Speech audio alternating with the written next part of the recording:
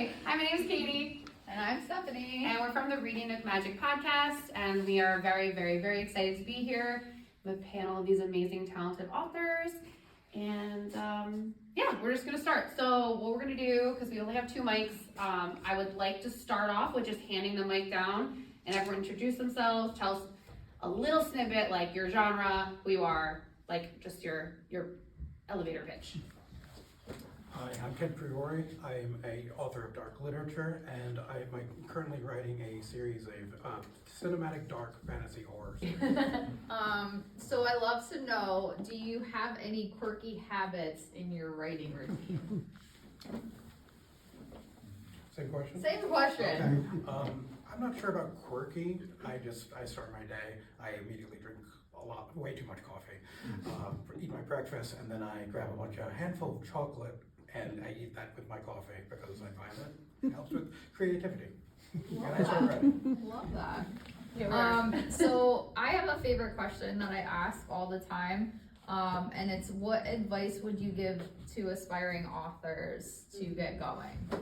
Sam covered simply getting the book done, and that is very accurate. Just get it done, no matter how shitty the draft. But some other writing advice, I'm going to steal from my advisor from Bard College, Joseph O'Neill.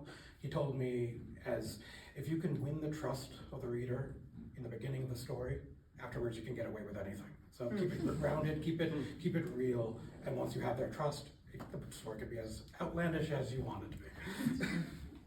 Okay, so my next question is, what would be essential to preserve if, well, it says your book, so let's say your favorite book, if you've written multiple. What would be essential to preserve if your book were ever adapted for film or television? Well, my novel, The Monsters Among Us, plays heavily with themes of mental health and neurodivergence, so I feel like Hollywood would try to water down those aspects of it, despite the fact that the book tackles the beauty of neurodivergence as well as the devastation that can come with mental health issues. And, well, that would be a problem because it's so central to the plot. It would lessen the emotional impact, and it would kind of destroy my desire to place the reader into the shoes of someone with depression and anxiety to then better understand it. And yeah, so if that ever happens, read the book instead. Love all of that. Okay, so if you guys aren't super busy writing all the time, are you reading something? What are you reading, and do you love it? At the moment, I'm currently reading Karl Uwe Knausgaard's Spring Seasons Quartet, rather. Spring was the one I just finished, third and fourth. It's a really beautiful nonfiction series where it's essentially him writing a love letter to his unborn daughter, which about the most mundane things in the world, dirt, tile floors. And he talks about it in ways that are super mundane, but then it explodes in quick succession into beautiful metaphor. And I also find it just fitting that I'm reading it right now because the sequel to my debut novel takes the main character from the first book and puts him into a situation where he is now juggling fatherhood. So it feels very fitting. so the last question for me is, what do you hope that your readers take away from your book and or books? I know that's a really tough question to answer, but what is it that you want people to take away from you as an author? I wrote my debut, The Monsters Among Us, for a very specific purpose. The main character is a young man struggling with bipolar disorder, something I share with him. And what I wanted to accomplish with it was to place the reader into the shoes, into the headspace of that struggling young man. So they could have relatability, they could have some representation in literature, which there is very little of, minus the big favorites like Sylvia Plath's The Bell Jar.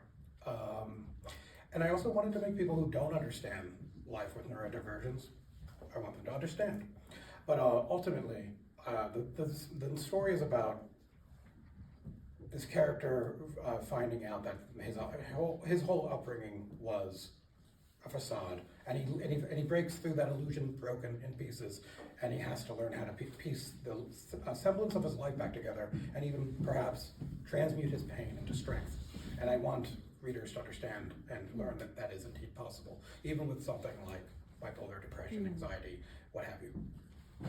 Where do you typically draw your inspiration from? For me, it entirely depends on the story. Like my debut, like I mentioned with The Monsters Among Us, yes, a lot of what Seth deals with, especially in the beginning, was taken from my own childhood, but greatly, exaggerated for the point of fiction. However, I also recently wrote a short story involving a soldier in 1950s coming home from World War II, dealing with PTSD. Couldn't be more of a stranger to me, but so I'm not really sure where the ideas come from, aside from I always begin at a point of wanting to make political, social commentary, and I use that as an anchor, a narrative anchor for weaving the story around.